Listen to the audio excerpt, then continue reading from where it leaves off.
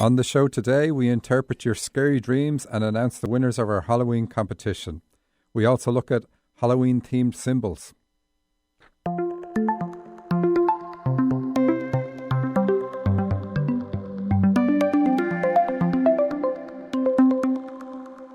Welcome to So You Think You're Awake, the show about dreams and their meaning. I'm Michael Sheridan, and with me in studio is Heidi Brooke, our resident medium. Hello. And Susan Pullen, shamanic healer, life coach, and all-round conundrum.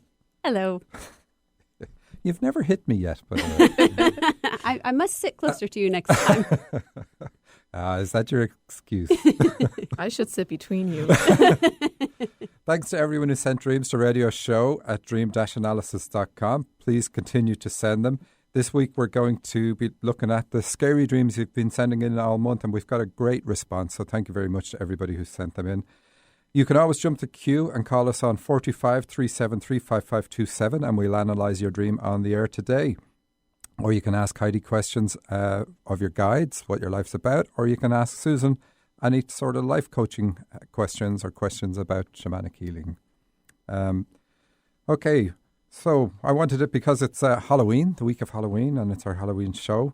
I just wanted to say a little bit about Samhain. And Halloween that we celebrate today has its origins in Samhain, and that's the Celtic festival marking the end of harvest and transition into winter. We consider the new day to start at midnight. In Old Ireland, the new day started at sunset, and the new year also started at the beginning of winter, and the Samhain festival, which also means November in Irish, Samhain, the word, marked November 1st, which still today in Ireland is the beginning of winter and used to be the first day of the new year. The night belonged to the spirits and the day belonged to the physical, and transitions were considered the most volatile for spirits crossing into the physical world. Transitions from day to night and transitions between seasons. Samhain was the start of winter, and that made it a double transition, and spirits could easily cross into the physical world through the seams that joined the years. As winter begins, the energy becomes less dense and physical things find it harder to exist. Well, not today, we just turn up the heat. But back then it was. Crops would recede into the ground, sickness could win out, and at Samhain people celebrated getting all the crops in before the spirits caused them to recede into the ground and rot. Getting killed, kidnapped or spirited away to the underworld was a real fear at Samhain. The range of spirits to fear is a field of study on its own, but not all spirits were evil. The same way you wouldn't roam outside of your house at night, you wouldn't roam outside the village in the winter. And just for completeness, the festival to celebrate the start of summer on May 1st is Bealtaine and is also still celebrated in Ireland, especially outside Dublin. But this is the transition into the time for physical life, so not really associated with spirits. There you go. So, anybody any questions about Halloween and our Halloween-themed show? So I just wanted to point out for the listeners who can't see the word Samhain that it's Samhain. And I think we see that word a lot. We don't know how to pronounce it, so we attempt to call it funny things. Supernatural, the show Supernatural, which is hugely popular with young teenagers. They had a whole show about it, and they kept calling it Samhain. Samhain, and that was my sister's favourite show. She'd cringe every time they said it. She's like, no! She still watched it. But yeah, interesting. So you're going to a Samhain festival yes, this weekend? On Sunday. On Sunday. Thursday you're coming here. Right. In fact, you're already. Here I am. Yeah, okay. Part of you is here. This Sunday from noon to 6. And then in the evening, there's some other events, storytelling and such. So from noon to 6, there are a bunch of us healers and shamanic practitioners and intuitives, readers who will be there. You can come and have a reading or a healing session, or come and say hello to me. Where did you say it is? It's it's a funny place for a Samhain festival. It's at the Russian Community Center. I think that's perfect. On Capitol Hill in Seattle. All right. Okay. Well, we our symbols are going to be just Halloween themed things, and you've compiled a whole list. Yes, I have a list, and I'll point them out along the way. And if there are some we don't get to in dreams, I'll bring them up as we go. So let's have a look at the dreams then that we got in. Yep. So we have a monster to start with. It's very fitting. And so this is a dream sent to us that it was the dreamer's childhood recurring nightmare. And she sent us some pictures and diagrams and things of playground, the playground with the monkey bars. So my nightmare began with me playing on the outdoor playground. The playground's main feature was the monkey bars. These monkey bars were my safe place that I called base, just like when you play tag and you have a safe place where you cannot be tagged. There was an ugly, scary, ferocious monster that lived in the sewer under the playground. The monster often accessed the playground by way of the sewer cap that was located on the playground near the monkey bars.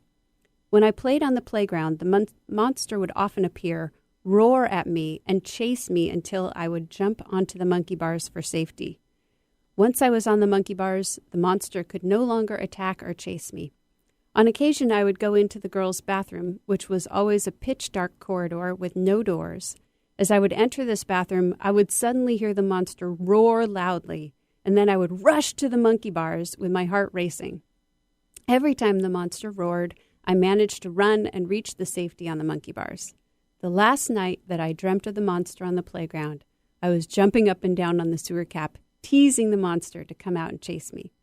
As I was jumping on the cap, it lifted up, and the monster quickly stretched out his arm around the cap and grabbed me. Suddenly, the monster had a hold of me and pulled me under the sewer cap. I immediately woke up and have never had this dream since. I love that part where she gets the courage to jump on this sewer cap. And tease him. So she said she had these dreams between the ages of 3 and 6. And this is just so common. Children's dreams are like this, and children get killed in their dreams, just like she got grabbed and pulled underground. So if you ever have your kid tell you your dream, it's going to be like this. It's very commonly like this, and they very commonly get ripped apart and savaged, all sorts of things. And it's all to do with the fact that they are coming to terms with being mortal in the physical world, because where they come from, nothing can hurt them. I mean, well, you can get hurt, but you can't be killed. So the dangers are very different.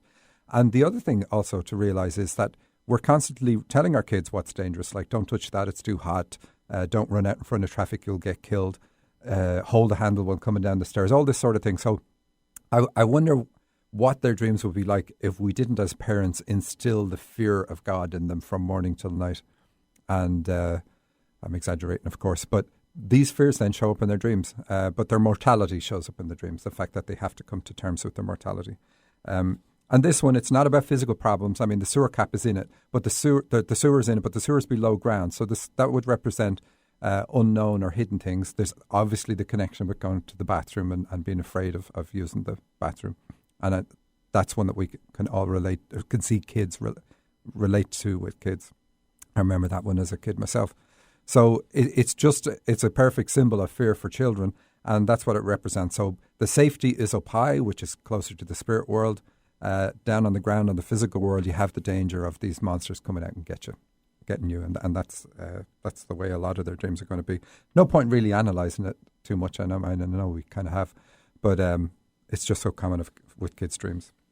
And Michael, I know you've mentioned before how common these scary kinds of nightmare dreams are for kids.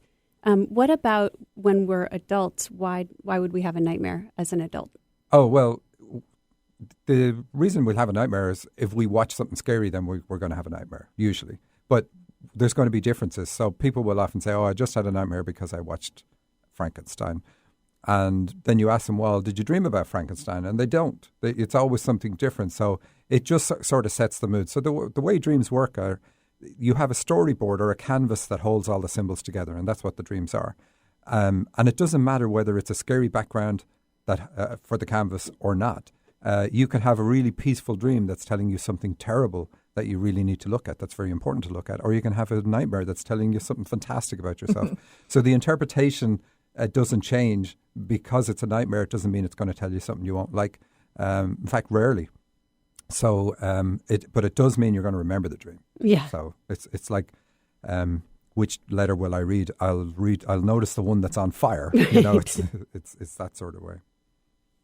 And also, like, some people have an idea that if they were to die in their dreams, it would mean something like predict their death and all that sort of stuff. Whereas kids die all the time, dream after dream. It's funny, like when people do my course and they say to me afterwards, there's a serious problem because I asked my 11-year-old to tell me her dreams, and they're horrific, and they think it's all about, my God, they need so much therapy. But later. And I noticed as well, with my kids anyway, they dream often of their loved ones dying. Yes, because that's something they would That be would be afraid a of. fear that they have to face, maybe. And I could see your 4-year-old being the one that would jump on the sewer cap, by the way. yeah, definitely. Sounds like him. All right, so let's have... Okay, so we have another dream. It's named Olympians Facing the Guillotine. I was watching the Olympics. The presidents were all coming up to speak. France came up and half the crowd booed him. I guess they didn't like his politics. I saw the French flag, which in my dream was pale blue with white stars. The way the competition worked was if the athletes messed up or hit a certain point that they shouldn't, they would get their heads chopped off by the guillotine. There were 3 lined up waiting. The French president announced to the crowd, "We won't just be having our men face the guillotine," alluding the fact that women will also be competing. And she notes that this was her 4th head chopping off dream. Yes, I've seen these dreams from this dreamer before. And so it's showing her fears. Like she's very spiritual, but to date doesn't feel as connected as she wants to connect. Now, she has that issue. It's not that the spirit world has that issue. So this dream is about gods. It's like if you were to say to somebody, like you're a very high-level guide, like this dreamer is, and she's like, well, I don't get that. I don't get the connection. I sort of get it. But that means then my life is very important and I don't know what I'm meant to be doing in my life fully. And so she's been having a lot of dreams about the Kundalini experience, and that's what this is about, because France is about sexual liberation. France is where the sexual revolution started, and in Ireland it's easier to make that connection because we have a lot of things, words with French in it that mean different things. But like a French kiss will give you the connection here. It's about that intimacy. And so France here and then the head are about Kundalini, and this dream is telling her to get into the head changing, because she said this before. It really brings you into an altered state, a completely new way of looking at the world.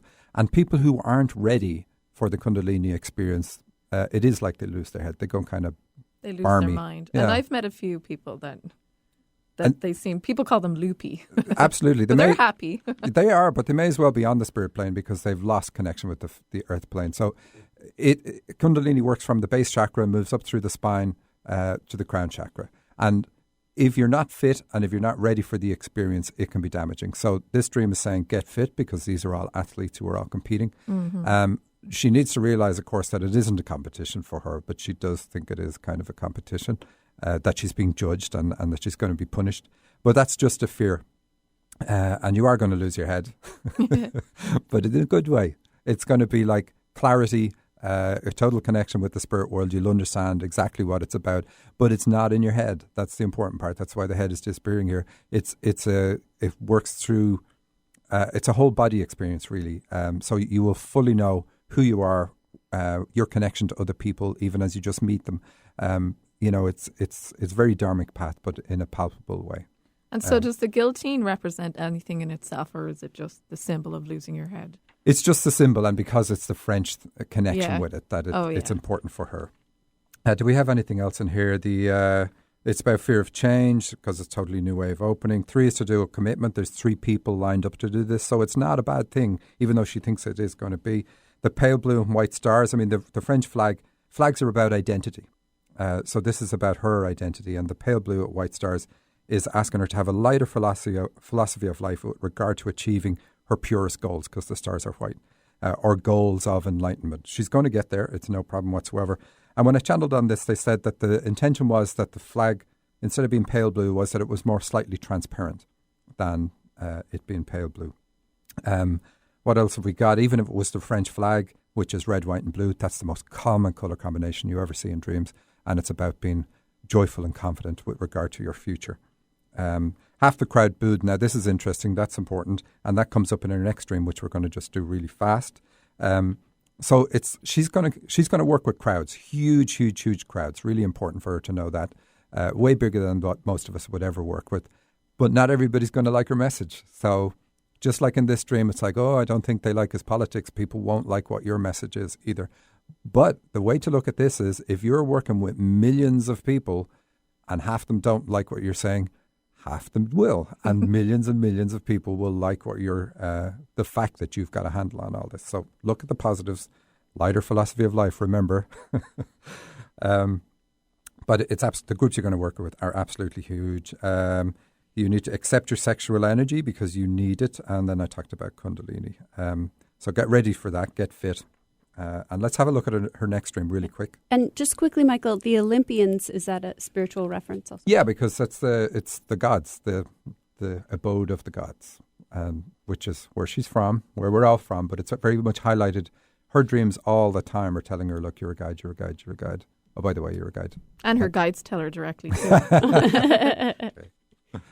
So this one is called Mob Mentality. A man started working in a new country. He was trying to help people, but the people didn't like what he was doing. Okay, so you see the similarity here. Mm-hmm. She's going to be here to help people, but she kind of has this, well, it'd be easier if I was a man.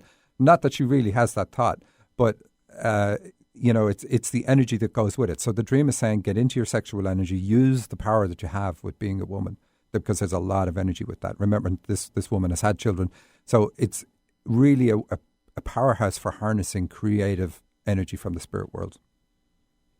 So she says, maybe some sort of misunderstanding. They captured him and cut off both his arms and his left leg, then hoisted him up, parading him down the street as a trophy example. I was horrified, watching from behind. He was in front of me. To think 1 minute he was confident and handsome and strong, and the next this. He may have been wearing an orange jumpsuit. May have been. Criminal. So it's really just a similarity, and this dream is from a while before our first one. So people are getting their heads chopped off, they're getting harshly judged, and in both dreams, the strong thing is people don't like what the person is saying.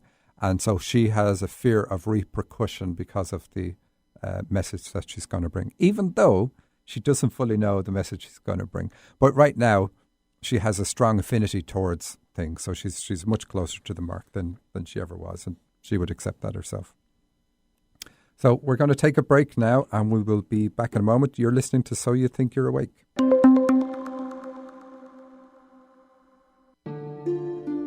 I'm Susan Pullen. You've probably heard me on this show talking about dreams. Maybe you've also heard me talk about how I can help clear away the things that hold you back, so you can enjoy the fulfilling life you were meant to have. But maybe you're still asking yourself, how could Susan help me? What would it be like to work with her? If so, then come and meet me at the Samhain Festival on November 1st in Seattle. Details are on my website at true-radiance.com. See you there. Hello, this is Heidi. How can I help you? You tell me. You're the psychic. That's not how it works. I am a medium. I connect to your spirit guides and loved ones and pass on their messages to you. So why did I call? Use the force, Heidi. Look, I can get answers to any questions you ask. That's not a problem. They can be about anything: relationships, career, children, finances, anything. Anything? Okay. What's my favorite color? Dave, your mom says you're being childish. For readings with Heidi, go to angelsontheline.com. Alternative Talk 1150 is on the interwebs. Dial us up at 1150kknw.com. Welcome back to So You Think You're Awake with Michael Sheridan, Susan Pullen and Heidi Brooke. Our show is about dreams and their meanings, and our phone number is 425-373-5527 if you have a dream. We're keeping it Halloween themed, and we're going to announce our winners of the scariest dreams after the next break. So let's have a look at a few more dreams. Okay, our next dream is called The House. I'm pretty sure there's a horror movie out there called The House. But anyway, so my family and close family friends were all staying in some house for a night. After spending time gathered around a big fire, we went to bed. We were each sleeping in certain rooms in the house, not because they were our bedrooms, but because there was some purpose we had to fulfill by sleeping there. I'm not sure what the purpose was, but I knew it was spiritual. I suddenly realized that no one else had a room on my floor, and as I was going to sleep, I grew worried, because it was known to me that the monsters roam vacant floors. And if you're found going to sleep on a vacant floor, they can compromise your being. Being awake or being asleep was okay. It was the in-between phase of going from being awake to being asleep that was dangerous. I could sense them roaming around the rooms as I went to sleep. And okay. Go on. Just said, he comments here, after he woke up, he was fine. But when he slept again, he woke up with acid reflux, which got him pretty badly, he says. Yeah, and now he's got what looks like a flu. So that's what the dream is about, partly about. It's the health, the lying down on the floor. Well, the monster attacking. So this is a common enough theme. When you're feeling ill, you can dream of Germans invading is a common one because of the war theme with that, but also germs. It's a pun on germs. But here, the monster is the acid reflux when he lies down. That's when it's the worst. So if you're standing up, I mean, anybody who's ever got it, heartburn, and he's got the fire at the start of the dream as well. It's worse when you lie down and you stand up trying to do all sorts of things to make it go away and eat a whole box of Tums. But there's more than that. This person is moving house, and he's going to be moving in with somebody who has an amazing ability to attract negative entities. So if we go to sleep in a sort of a kind of an angry state of mind, or even confused, but lower energy, then we can attract negative spirits or find ourselves on the part of the astral plane where there's negative entities, and we're fighting these all night long during our sleep. And so he's got to watch that. That's what the other thing is. The fire is also a symbol of protection there as well too. And he had another dream as well. I'm just wondering, will I skip part of it? He says, it's late at night and my father was driving a tour bus back to my estate. Let's skip to the next bit. Sure enough, 2 cars flashed their lights and started following us. Still driving, individuals from this gang started boarding our bus and jumping through windows. We managed to fend them off and get to our house, but once we were inside, they came in with us. They were rough and demonstrated that they didn't care for their health or ours by pulling knives on each other. They made us play some violent party games where someone would be chosen to be attacked by one of the gang. Someone then sometimes they attacked each other. Fear kept everyone playing the game because we didn't know what these people were capable of. After some time, I noticed that they would only attack each other in dangerous ways, but when it came to attacking us, they would do something that was mostly harmless. Once I realized this, I started murdering them and I tore their leader into several parts because I knew this would make him incapable of coming back. So it seems very, very horrific, and it is a horrific dream. But by the end of the dream, he takes control and fights off the invasion. But here, there's more to this one as well. There's lots of changes going on in this person's life. And the men attacking and the knives and all that, and him trying to sort this out, are all about conflicting thoughts. And it's all about him getting his house in order. Both dreams really, in a way, are about him getting his house in order. So setting his goals. And he's very focused. He's a very focused kind of individual. So setting them and not letting other things distract him or get at him, take shots at him, his own conflicting ideas of, well, it would have been much easier if I did it this way or that way. So it's about keeping a laser focus. And did you have comments you wanted to make on part of that, or did I include them? You did include them about he was going to be moving in with someone who is really good at attracting negative spirits. And I think in a way he was just reminding himself to put protections up against that. Okay. I love this piece, fear kept everyone playing the game. I mean, that's so true, I think, of so many of us, right? Fear keeps us playing the game. Absolutely, yeah. It's when things aren't going your way is when you start questioning and saying, what do I need to change? Never when it's going well. Okay, we have a caller. We have Janine from Seattle. Hi, Janine. Hello. Thanks for calling. Do you have a dream or a question? I have recurring dreams about UFOs, and sometimes they're scary, like I'm trying to hide from them. It's kind of like people don't notice them, and I'm the first one that notices them, and then I'm trying to get away from it and hide. And then other times I'm looking to them to save me. Like, when are you going to come and take me? Okay. Because there's so much craziness going on down here. Okay, they're actually really good dreams. I used to have lots of dreams like that, and I would be trying to hide away from them as well, hiding under cars and all sorts of things in my dreams. And always in these dreams, and maybe it was the same in yours, the UFOs had bright lights. So anything that is a source of light in a dream, it shows you that it's positive, even if you're afraid of it. So here the UFOs represent they represent your guides because they're not just up in the air. They're much higher than that. They're otherworldly. So you're sticking with our theme. So thank you for that. So it's communication from another world. So it's saying that you've got a connection. You're going to work with guides in whatever you're doing here. And like you're saying, some of the times you're saying, okay, when are you going to come and save me? So you're welcoming their connection at times, and at other times you're not. But that's really good. You'll go from that phase to really getting deeply into spiritual stuff, which you probably already are, because that's kind of what triggers this thing. So can I ask you what you work at, and if you work in the spiritual field, or if you find yourself drawn to it? I'm definitely drawn to it. I've taken some Reiki classes. I've always been huge on dream analysis. Like ever since I can remember, from a very young age, I can remember my dreams and was always fascinated. But actually what I do is I work for a health insurance company. Oh, the big monster. Yeah. I try to bring in some light there. That's great. So, okay, it's the transition isn't always fast into doing what you're going to be doing, and you might find it's not Reiki, but I think healing is going to be one of your things. Do you get anything for her, Heidi? Yeah, I put her on the spot. She's tuning in now. Oh. So, but it's good. It's really good to have those dreams, because, like I said, stick with it, and you'll find that things will resonate with you, and you would already have this familiarity. And I realized when I asked, do you find yourself drawn to spiritual things? If you're listening to this show, that's a safe question. I love this station. It's wonderful. I just got some information there. So they're saying that you purposely tell them not to communicate with you at times. You're probably aware of that. And so that, if when you want to communicate with them, you have to kind of open up that doorway. Sure. So just keep it open. They want you to keep it open. Of course. I will do that. Thank you. Thanks for calling. Thank you. So she's one of our closest callers. Seattle. I've heard of that place. Finally, somewhere in America I know. So let's have a look at some more dreams. So this one is called Stone Castle.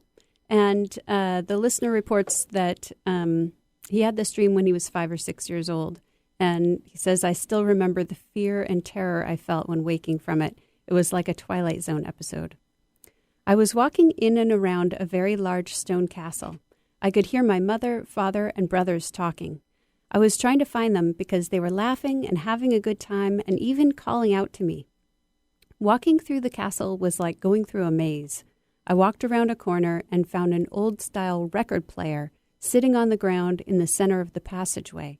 It was playing a recording of my family. This was the laughing and talking I was hearing. Okay, and until he said that he was terrified waking up from this dream, I would not have picked that up from the dream, so it's quite interesting. So this, the record player, you have to be a certain age to know what they are. But actually, they're back in vogue, aren't they? Heidi's trying to pretend like she doesn't know what they are. We have one.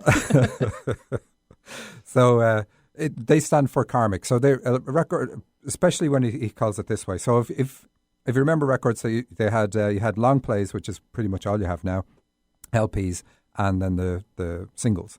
So the singles would be like the dharmic path, and the long plays would be the karmic path. So this dream is about his karmic path. So he's here, his issues with his family are things that he has to work through because they're part of his karmic path. That's what he's got to face. But he has a memory of former lives. It comes from former life, which is what the castle stuff represents.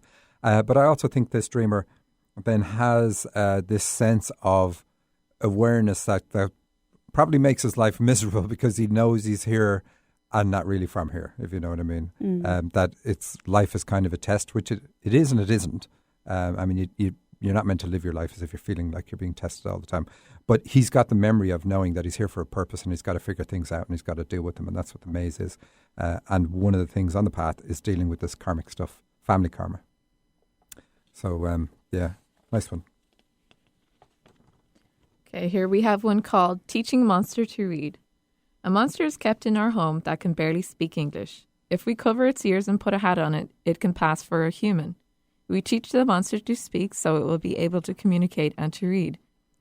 It is learning. Eventually, we want to take the monster out into public and not be afraid of its behavior.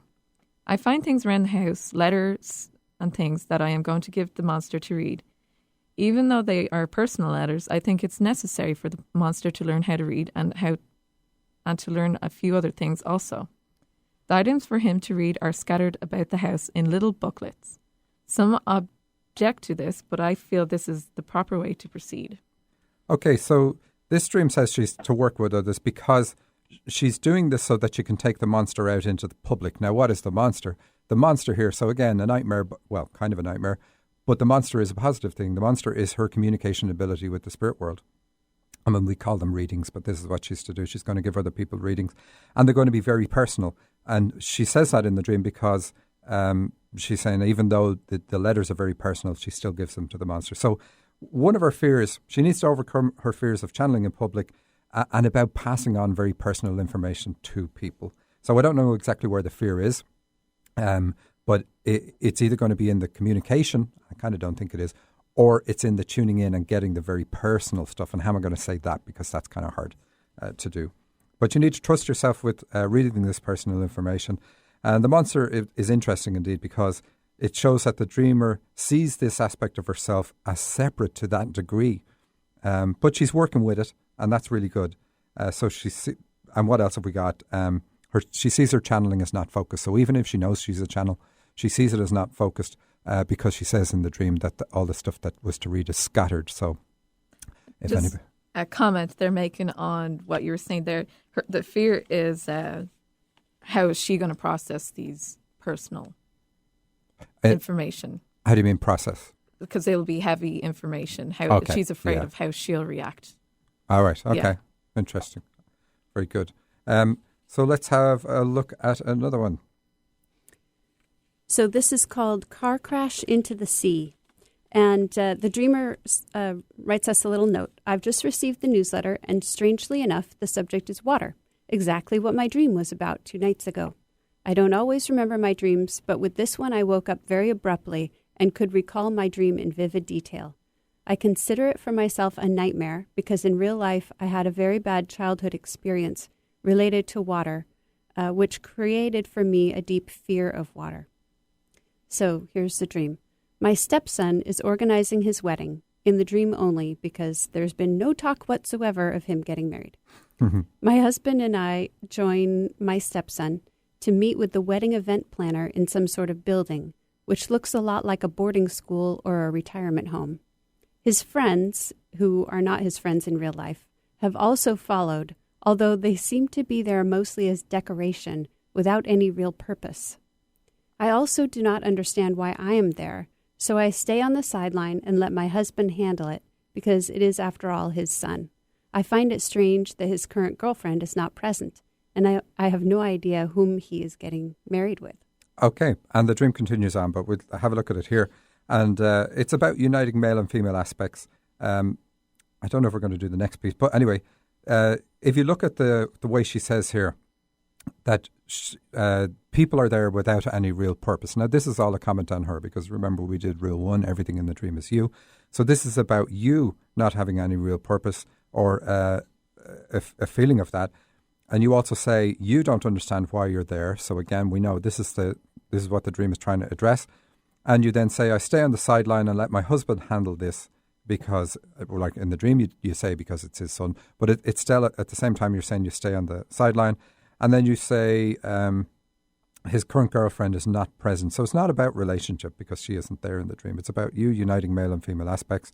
And the boarding school and retirement home are also similar. They're kind of funny. Boarding school is about being away from others. You head off and you're gone for months. And the retirement home is, okay, this is where I'm going to be. I've separated myself from the rest of the world, and this is where I'm going to live the rest of my days. So the dream is saying, it continues on, but it's definitely saying that you need to move down from being very rational. I mean, I'm going to skip forward to a bit of the dream. You say you realize you're driving a car, the road turns left, but you're driving so fast you're not able to turn left. Now, left is about moving into the female side, and this is the emphasis here is where's the girlfriend, or who's he getting married to. So it's about you getting in touch with your female side. You then say that you are. At that moment, I realized that we are somewhere on a cliff, and the sea is about 50 to 100 meters below us. And you immediately start thinking that I have to move my seat. So you're thinking ahead of how am I going to escape the car when it hits the water, before it even hits the water. And we see this exaggeration in dreams a lot, 50 to 100 meters. That's going to be about ages 5 to 10. That's when the dream is asking you to go back and deal with issues from the age 5 to 10. And you continue on another part, you say, my rational mind starts to think of steps. So it's all about you being rational. The cliff is also about you being up in your head. So part of your life purpose, because this is what the dream is about, is saying to deal with the fact that you're rational and drop that part of your nature by working on things that will help you open up and get in touch with your female side, your female aspects, which have to do with inner world, philosophy of life, expression of feelings, communication, dialogue, letting go of things. They're all female energy. So that's what your purpose is here. And quite often we think, oh, I escaped. I didn't drown when I was younger, even though that was traumatic. And we don't realize that the ongoing impact of that is the very thing that we have to work, that we're here to work with. So, it's good in the sense that it's so focused. The dream is so focused, saying this is what you need to do. Another part of the dream, you've got two men in the driving seat with you, and you're saying that's not even possible in reality in your car. So the dream is constantly emphasizing that you're too male. It's not a slap on the wrist. I mean, it's clever. It's good to be brainy, but you can be too much so. So we have April on the line. We're going to say hello to April. Hi, April. Hello, Michael. Thanks for taking my call. How are you? I have a question for Heidi and you. I really love your show, and I learned about cutting the ties from your show. So I've been working on cutting the ties, but it's taken me a bit longer than the 6 weeks. I think it's been 2 full months for me, and I've been cutting the ties with Mom. And I wondered if Heidi could find out whether I'm ready to move on to Dad, because my dreams initially made me think that I dreamt about men, and now I'm learning that there's abandonment issues related to the male figure. But I just figured it was my mom because she's kind of mean and masculine in that way. So I attribute it to her. So I've been cutting the ties with her, but now I'm wondering if I am done with her and I should move to Dad, and it should have been Dad all along. That's my question. No, they say that to continue cutting the ties with your mother, you're not to cut the ties with I think it's your biological father. They're saying, not the man that raised you. But anyway, but while they're saying that is as well, I don't know.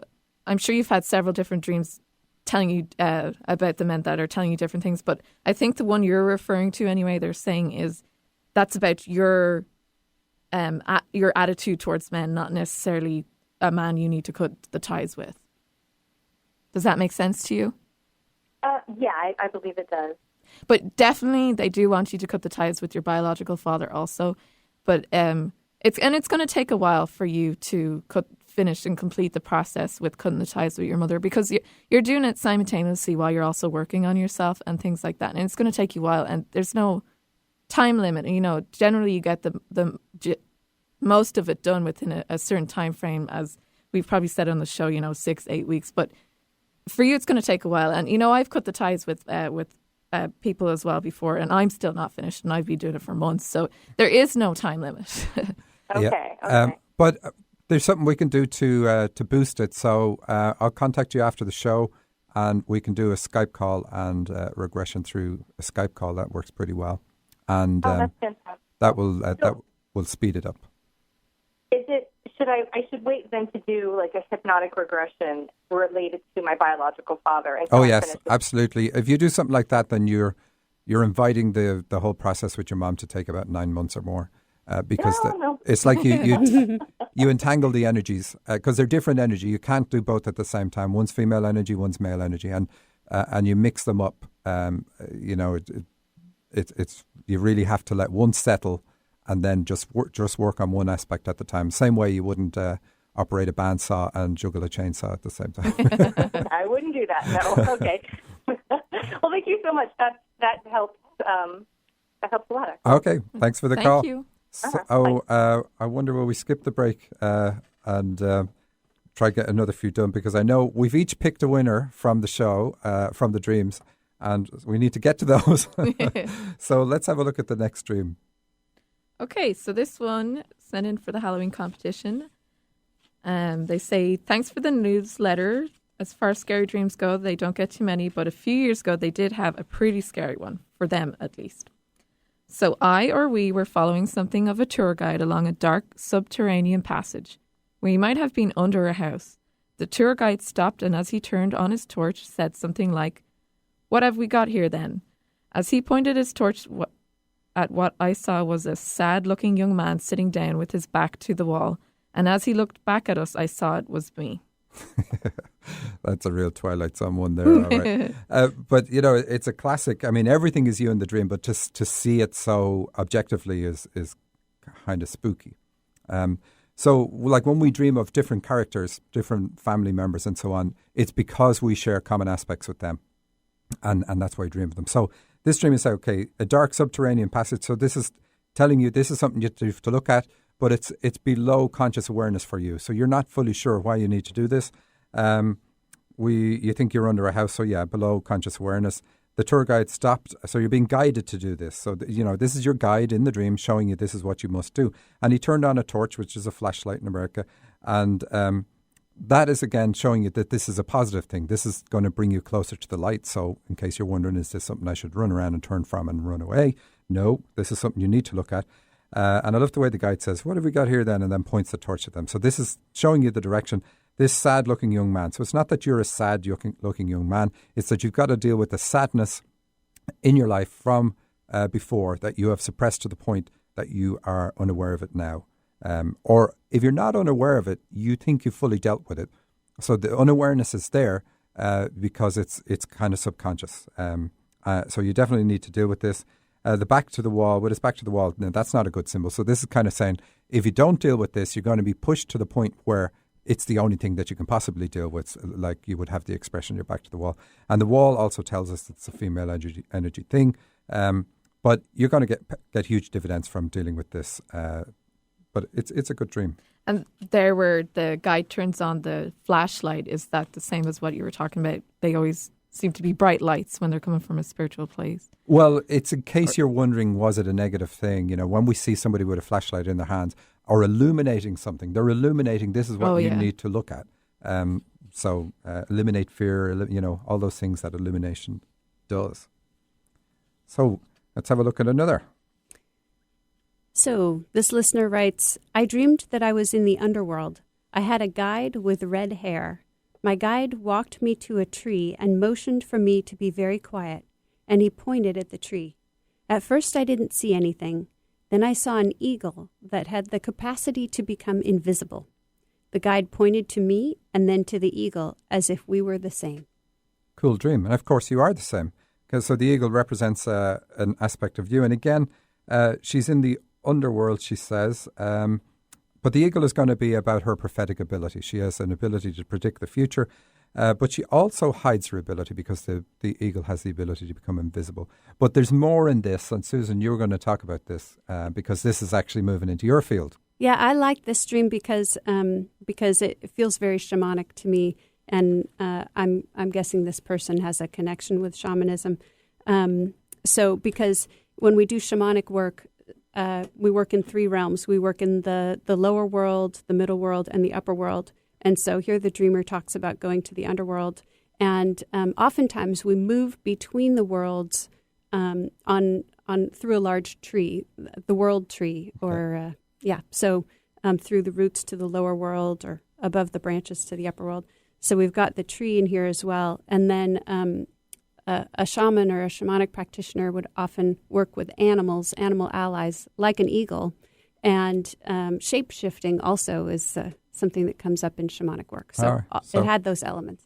So a shamanic practitioner who has a prophetic ability, and were you saying the eagle could also be our power animal? Is that what you were? Yes. Okay. But, and doing some shamanic work is divination work. Oh, okay. Yeah. So is this dreamer a shamanic practitioner? Is that what it's should saying? Be? Or should be? Yeah. Well, it can be an ability brought from a previous life, but here, because it's an underworld and she's there, so this could easily be saying that the dreamer isn't aware of this yet. Oh, okay. So she will find herself drawn to that. But she needs to not be this kind of invisible person. And we've seen that over and over again with so many people. They recognize they have an ability, but they just don't want to develop it because of all the things that go with having to use it. And now we get to another one that is the grossest one that we got. And I've included this. The two ladies probably would have scratched it. So. I thought it was perfect for the theme. So this is a female dreamer. She says, I saw a wheelchair and an old man that had died several days ago. We were hungry, so I took some flesh from the man's foot, cooked it, and served it to our family. Later, I became a bit worried that since the dead man had not been refrigerated and had lied dead for several days, that he was rotting. We would get horribly sick. We should have probably told people to put their sandwich down before you started. This is the lunchtime hour. Okay. Sorry. At some point, I meet a young woman. She takes me to the back door area of some beautiful library. She is learning to become a chef using the books in the library. On the other hand, I wanted to learn all about necromancy and the dead. I wasn't supposed to be in the library after hours, but she would let me in the back door so I could do my studies. I see an eagle at some point in the dream. Okay, let's look at the eagle because we had an eagle in the last dream. So an eagle is about prophecy, but then so too is necromancy. So it's kind of cool when you see, you look up necromancy and it's going to tell you it's about communion with the dead in order to prophesize things and foretell the future.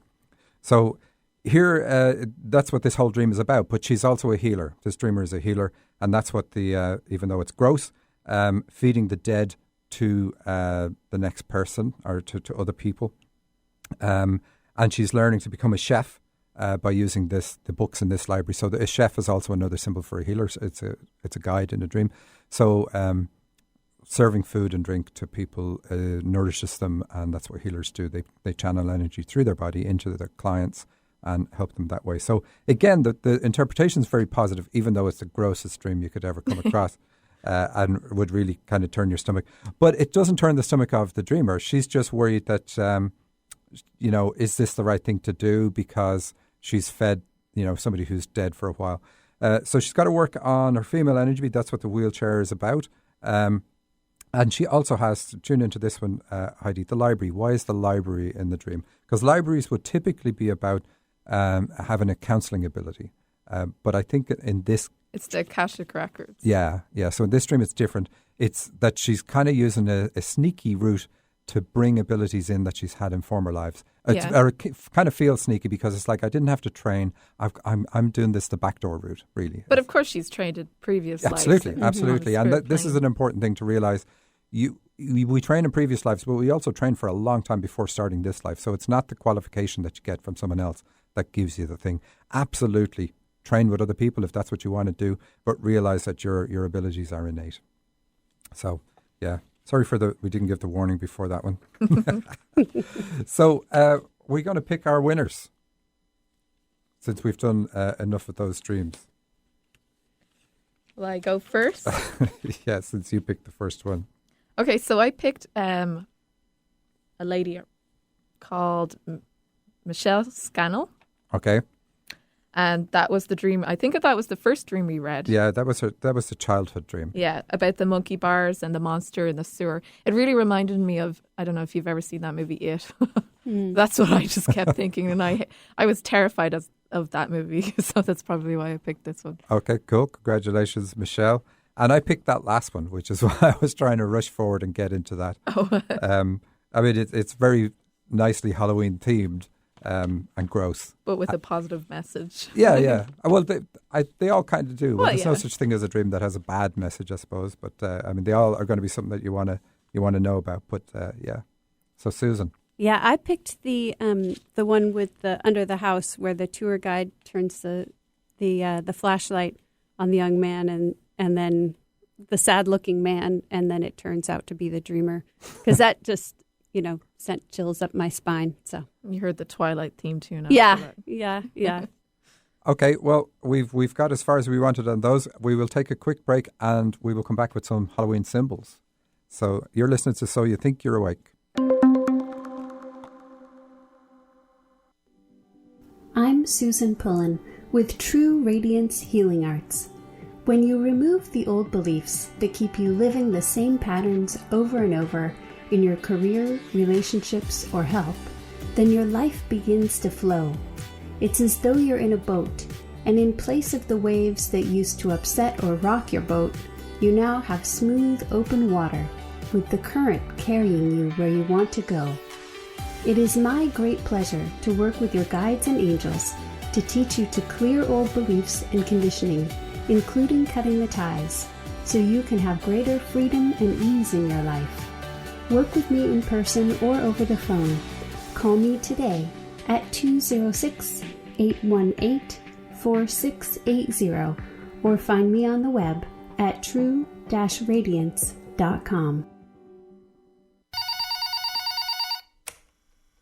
Hello, this is Heidi. How can I help you? You tell me. You're the psychic. That's not how it works. I am a medium. I connect to your spirit guides and loved ones and pass on their messages to you. So why did I call? Use the Force, Heidi. Look, I can get answers to any questions you ask. That's not a problem. They can be about anything: relationships, career, children, finances, anything. Anything? Okay. What's my favorite color? Dave, your mom says you're being childish. For readings with Heidi, go to angelsontheline.com. The new mainstream of talk radio. Alternative Talk, 1150 AM. Welcome back. You're listening to So You Think You're Awake with Heidi Brooke and Susan Pullen. We're sticking with our Halloween theme. We've just announced the winners. Congratulations to everybody on that. And we will be in touch with you by email if you're not listening. And Susan, you compiled a list of interesting symbols. I did. And so some of these things we've covered in past shows, like bats and spiders and rats. So I'm just mentioning them here, but we've covered them. The astute listener can learn a lot about Susan by listening to the list she compiled. My birthday is around this time, so Halloween is and I know, and we've done haunted houses and things, and we had a coffin in a dream a couple months ago. All right, okay. So, but we haven't had too many skeletons, and I know you. Okay, yeah. So we got a dream. A very short one. Somebody dreamt of discovering a skeleton hand under their pillow. And so it's a very straightforward one. I'm sure we said it before. Beds can be about astral and spiritual activities. And the hand then is about a healing ability that the dreamer has, but they're not using it. So they're letting it die. So very important dream. If you're a healer and you're not using your healing ability, you can quite often get sick, get ill yourself. So you need to channel this energy through your body because you're too close to the power source. You need to use it. And by using it, it's going to help you. But yeah, nice dream. So what else have we got there? Let's see. I also wanted to talk about witches. And I did find a little piece, a dream with a witch in it. I'm at a party and people are playing improv games. There's a seasonal witch at the party. She's short, maybe 5 feet tall, and she's sitting on the floor. She has a black pointy hat, and she puts a sprig of a different seasonally blooming plant under her hat. It changes a few times over the course of the party. Okay, so this is about somebody who's a shaman. I didn't know this at the time when I channeled on it, but they do seasonal things. So the seasonal stuff is really emphasized here. So it's saying that the dreamer has a special affinity for working with things that are coming into season or are alive. They're reaching their peak right now. So using energies, it's not storing things up and saying, oh, here's a potion I created from earlier. So it's like this witch is really positive. But it's a healer, but somebody who can use natural things, natural energy in its time, in its location to help people. Does that make sense? Oh, shaman. Yeah, yeah, it does. So shamanic work, it's the oldest healing modality. I think that's true. Around the world. Don't be asking us. It came up all over the globe and kind of evolved in a similar way on nearly every continent that had people on it, and so as a shamanic practitioner, we work with those like elemental energies and spirits of nature, and the seasons have each a kind of energy to them, that we can draw in depending on what someone needs. So like the spring, the energy of the spring is more about new beginnings. You talked about the energy of this time of year and moving from the harvest to kind of letting things go fallow. Okay. Fallow. I'm going to look that word up. If that's an insult, it's going to be... I'm joking. All right. So really quickly, another one. Pick one from your list. Okay. A vampire. Oh, okay. So a vampire is somebody who can project energy at you. So they can think negatively and they can, kind of like in a voodoo sense, affect you. So it can be about you doing that to others and warning you, or it can be about warning you that somebody else is affecting you. That's our show for today. Thanks to everybody for listening. Thanks to Eric Ryder, our producer and engineer. Thanks to Susan Pullen. Thanks to Heidi Brooke. And until next week, we leave you with this one. The real opportunity for success lies within the person and not in the job. See you next week. Thanks.